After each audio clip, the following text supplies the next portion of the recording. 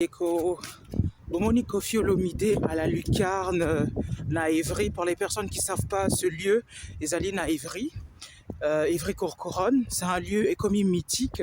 Ils allaient certes une banlieue parisienne, mais économie mythique parce qu'il y a personnalité, Kenda Kuna, et si comme encore genre une petite fenêtre au côté au marqué but.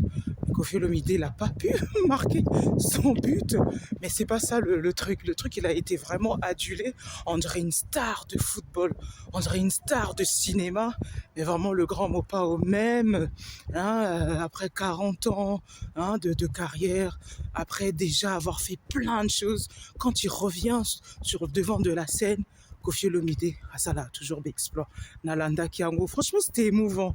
On voit tous les gens de la banlieue, maman, Ndibou, jeune, tout le monde connaît Koffi Olomide. On a tous écouté un son de Koffi Olomide. Aux à la Congolais, aux à l'Algérien, aux à l'Antillais, aux à la Français. Koffi Olomide est comique classique, quoi.